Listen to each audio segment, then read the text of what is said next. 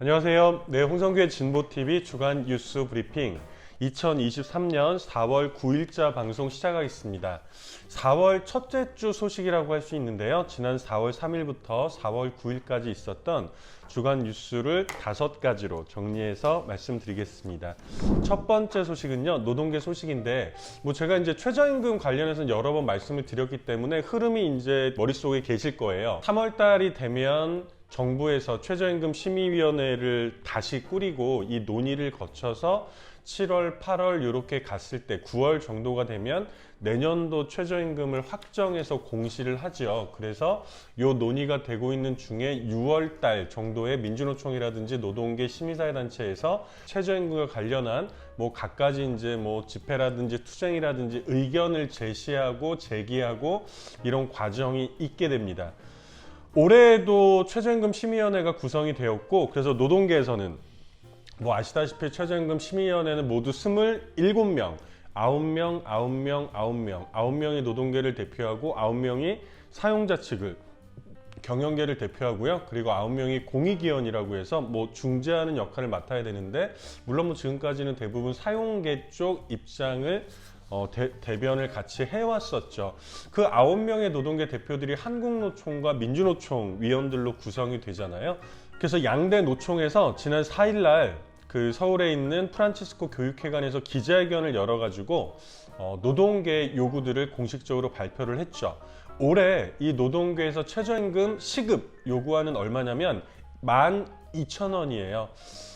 그래서 이 양대 노총은 물가 폭등 시기에 최저임금을 현실화해야 된다라고 주장을 하고 있고, 이게 중요하죠. 현실화. 지금까지 계속 얘기했던 것처럼 작년보다 얼마가 올랐는지는 근본적인 문제가 아니에요.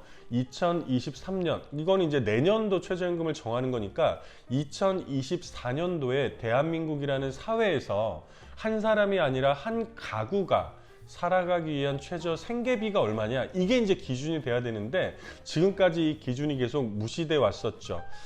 지난해 국내 소비자 물가는 5.1%가 올랐는데요. 거꾸로 노동자 임금은 줄어들었어요. 내 월급 명세서를 보니까 줄진 않았는데 왜 그래요? 물가가 올라가는 것만큼 임금이 오르지 않으면 사실 실질 임금은 줄어드는 거잖아요. 작년에 살 수 있었던 쌀을 올해는 그만큼 살 수가 없게 되니까요.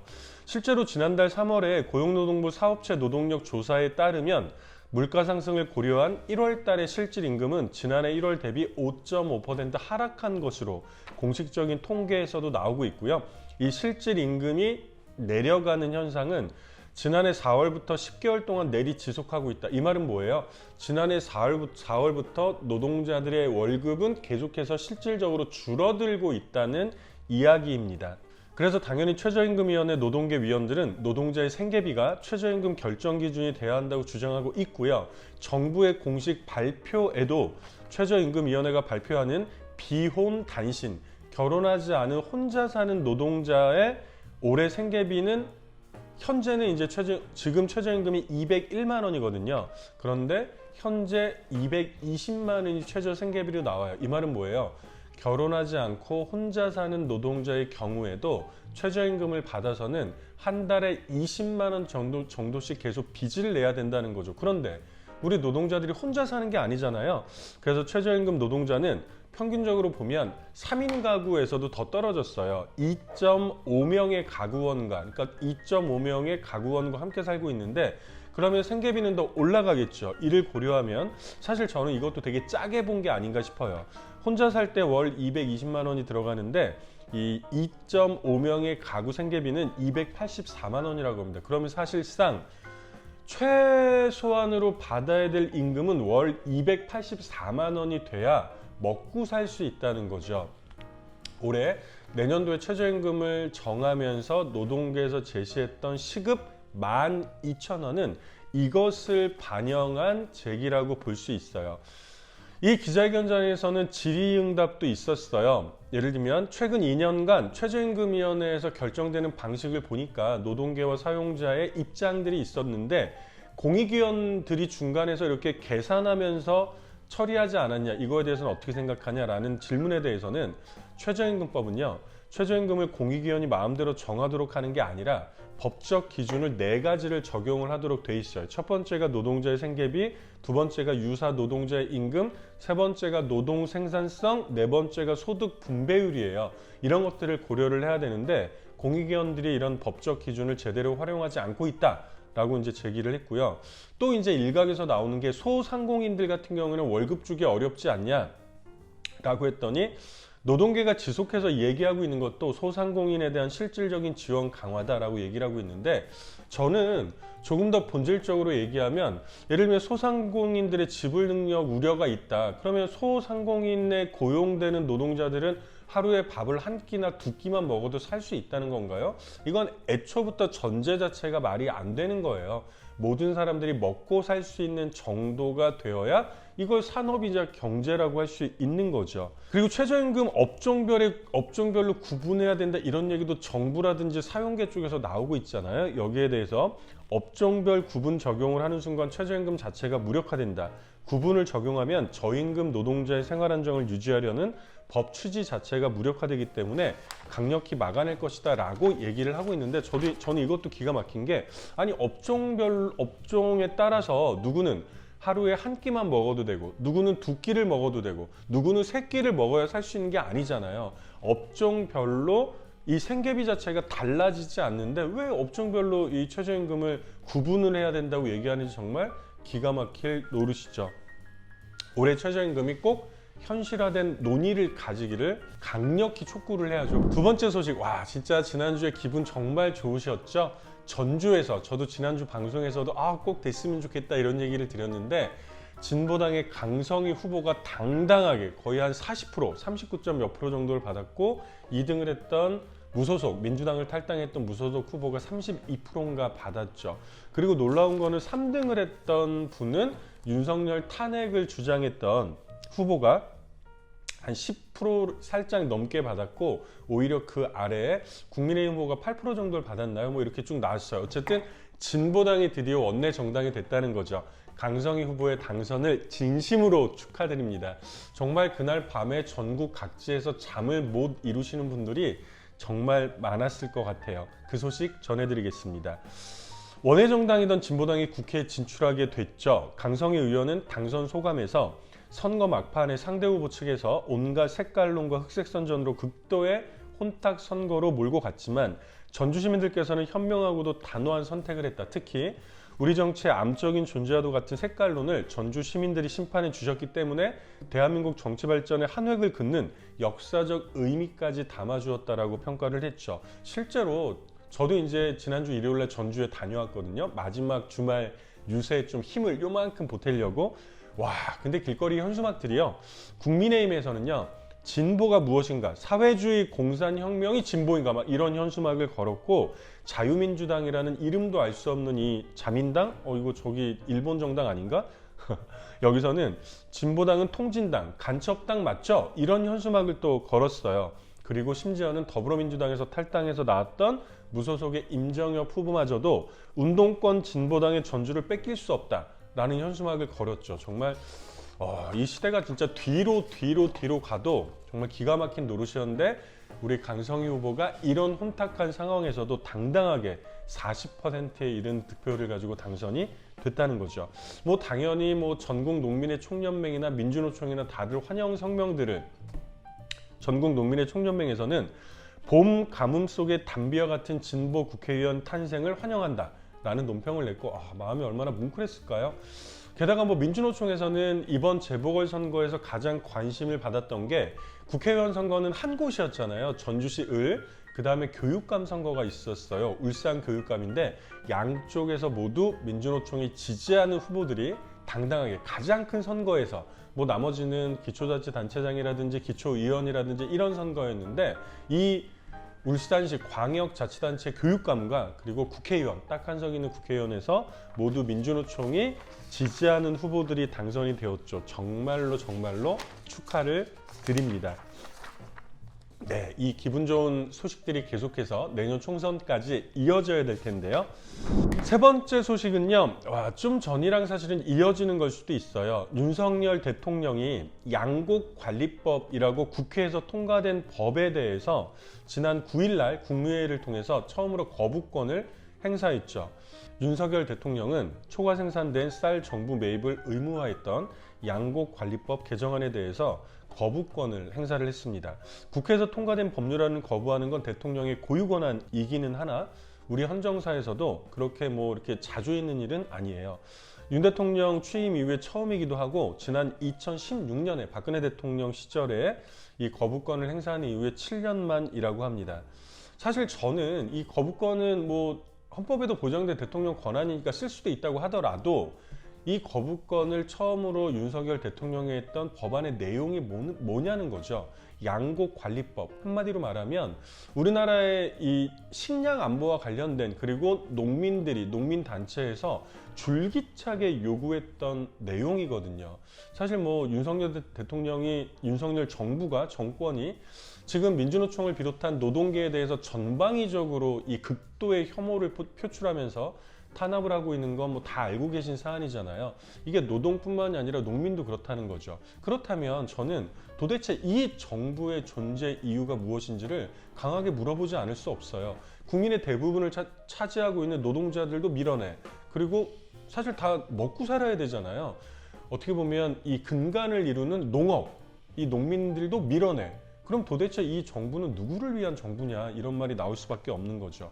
법안의 내용을 조금만 더 살펴볼게요. 이 양곡법 개정안은요, 쌀 수요 대비 초과 생산량이 3에서 5%이거나 쌀값이 전년 대비 5에서 8% 하락할 때 정부가 초과 생산량을 전량 매입하는 내용이 핵심이에요. 윤석열 대통령이 이거를 거부를 하면서 뭐라 그랬냐면, 시장의 쌀 소비량과 관계없이 남는 쌀을 정부가 국민의 막대한 혈세를 들여서 모두 사들여야 한다는 남는 쌀 강제 매수법이기 때문에 거부했다. 저는 정확하게 법을 알고 있네요. 남는 쌀 강제 매수법, 이게 국가의 역할 아닌가요? 오히려 저는 남는 쌀 강제 매수법이기 때문에 국회에서 통과가 된 거고, 당연히 대통령으로서 받아들이고 이것을 더 강화해야 되는, 그러니까 우리나라 농업을 어떻게 살려낼 것인가, 식량 자급률이 정말 밑바닥이다, 이런 얘기는 다 알고 계시잖아요. 근데 알고 있으면서도 사실은 거부를 했다는 거죠. 정말 분노하지 않을 수 없습니다. 우리 강성희 의원이 이 모든 일을 다 대처하기는 정말 어려울 텐데요. 네, 더 많은 진보 국회의원들이 필요합니다. 네 번째 소식은요, 저는 정말 충격적이었어요. 지금 이제 4월 초잖아요. 그리고 지난주 월요일 날이 4월 3일이었습니다.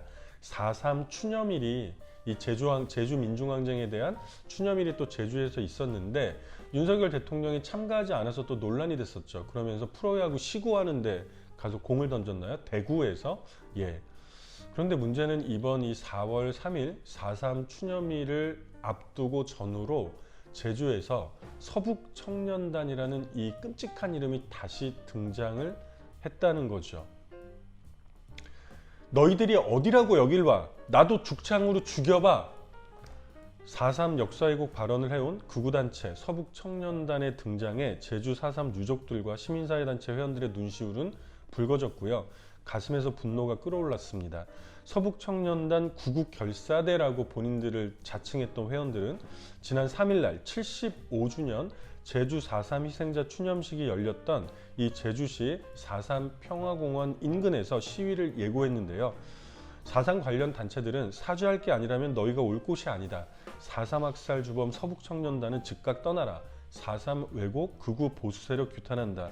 등의 현수막을 들고, 정말 이 현수막을 들고 있는 그 마음이 어땠을까 싶어요. 게다가 이 서북청년단뿐만이 아니라 이번 4.3을 앞두고 제주시 전역에 이 듣도 보도 못한 정당들의 이름을 걸고 제주 도민들을 완전히 이 상처에 소금을 뿌리는, 정말 이 혐오와 그리고 역사적으로도 말이 안 되는 내용들이 가득 담긴, 그리고 게다가 현수막들이 다 걸렸고, 게다가 지난번 이 국민의힘 집권 여당이잖아요. 여당의 최고위원을 뽑는 선거에서, 그리고 최고위원으로 당선이 됐죠. 태용호 의원은 공개적인 자리에서 이 4.3 항쟁에 대한 망언들을 마구 쏟아내기도 했단 말입니다.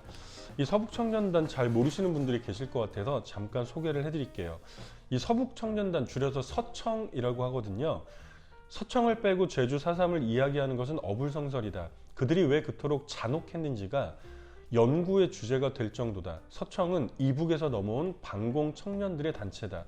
해방 이후에 이북에서는 토지개혁과 친일 숙청 등이 이루어지고 있었고 자본가와 일본군, 친일 경찰 출신 등이 이를 피해서 월남을 했죠. 재산을 잃고 민족 반역자가 되어서 혈혈 단신으로 도망치듯 월남했기 때문에 이들 중에는 극렬한 반공주의자가 적지 않았죠. 대부분이라고 봐야 되겠죠. 그런데 당시에 남쪽은 극심한 실업난과 식량난, 인플레이션을 겪고 있었기 때문에 이들이 목숨을 부지했더라도 그 궁핍할 수밖에 없었는데요. 문제는 이승만 대통령 같은 이 정치 세력들이 이들의 처지를 이용했던 거죠. 그래서 이 제주도 같은 경우도 1947, 그러니까 우리가 뭐 그 제주 민중항쟁을 47년부터 시작이 되었다라고 보고 있는데 1947년 3월 1일 기념행사에서 경찰의 발포로 주민 6명이 죽고 8명이 중경상을 입는 사고가 발생한 이후에 제주도 사회 분위기가 점점 험악해지니까 서청, 단원 또는 서청 출신 경찰들이 제주도로 투입되기 시작됐죠. 하지만 서청의 투입은 제주도를 파국으로 몰았습니다. 제주도에 대한 이해가 전혀 없었던 이들은 이승만 대통령과 조선일보 사장 등의 후원, 미군정의 경무부장 조병옥 등의 비호를 받으면서 거리낌 없이 만행을 저질렀는데요. 별다른 봉급을 받는 것도 아니었기 때문에 제주 도민들에게 강매하거나 강제 모금 등을 취했죠. 예를 들면 뭐 말도 안 되는 게 뭐 태극기라든지 당시에 대통령 이제 48년도에 이승만이 대통령이 되죠. 이승만 대통령의 초상화 이런 것들을 집집마다 돌아다니면서 강매하는 거예요. 물론 터무니없는 액수를 받았고 강제 헌금도 받았고 이렇게 운영이 됐단 말이에요. 그래서 이승만 대통령 초상화의 강매를 거부했다는 이유 또는 남편과 아들을 도피시켰다는 이유 등으로 제주도 전역에서 끔찍한 학살극이 이루어졌죠. 이것이 제주 4.3 항쟁의 이 초기에 그 대부분의 이 사실을 차지했던 것인데요. 그러니까 당연히 이 유족들의 입장이나 제주 도민들의 입장에서는 아니 정권이 바뀐 지 1년밖에 안 됐는데 1948년으로 돌아간 것 같다라는 이야기들이 나올 수밖에 없죠. 한 택시기사는 이런 얘기를 했대요. 현수막을 보면 당연히 기분이 안 좋다. 아마 제주 사람이면 다 그렇겠지. 근데 방법이 없다. 훼손하면 우리가 잡혀가니까. 제주 사람이 한 거라면 말이라도 아니 이게 말이 되냐 말이라도 해볼 텐데 외부인이 한 거니까. 다른 애에는 이런 적이 없었는데 아 정말 이거 누가 뒤에 있는 거 아니야? 시킨 거 아니야? 이런 생각이 들 수밖에 없다는 거죠. 이 서북청년단에 정말 제가 이 방송을 통해서 말씀드리기도 이 참담한 이 수많은 학살과 만행들에 대해서는 곳곳에 자료들이 많이 있으니까요. 한번 찾아보시면 되겠고 저는 정말 끔찍했습니다. 우리가 역사적으로 다들 과정을 겪어서 이 과정도 순탄하지만은 않았잖아요. 2023년까지 왔는데 아까 제주 도민들이 말씀하신 것처럼 무려 정말 70년, 75년의 세월을 훌쩍 뒤로 넘어가서 1948년으로 다시 돌아간 거 아니야? 이러면 안 되죠. 예, 안 되겠습니다. 오늘의 마지막 5번째 소식 전해드리겠습니다. 이거를 정치면 소식이라고 해야 되나 국제면 소식이라고 해야 되나 한반도 소식이라고 해야 되나 고민이 좀 됐습니다만 한마디로 말하면 미국의 CIA가 우리나라 정부를 도감청하고 있다는 사실이 밝혀졌어요. 근데 조용하죠? 처음 들어보신 분들 많으시죠? 저는 정말 깜짝 놀랐습니다. 일단 내용을 한번 살펴보겠습니다. 미국 정보기관이 우크라이나에 대한 무기 지원에 관한 한국 정부의 내부 논의를 감청한 것으로 드러났다. 확인이 된 거예요. 2013년에 미국 국가정보, 그러니까 지금으로부터 10년 전에 이 미국 국가정보국에서 우리나라뿐만이 아니라 뭐 심지어 영국, 독일 막 이런 동맹국들에 대한 광범위한 감청을 했다는 논란이 불거졌는데 이번에 다시 이게 확인이 된 거죠. 공교롭게도 윤석열 대통령의 방미를 코앞에 두고서. 뉴욕타임스는 지난 8일 날 우크라이나 전쟁과 관련한 미국 국방부 기밀 문건에 한국 관리들을, 한국 정부를 감청했음을 보여주는 내용이 들어있다고 보도를 했습니다. 유출된 기밀 문건 가운데 적어도 2건이 살상무기를 제공하지 않는다는 원칙, 이건 우리나라 정부의 원칙이거든요.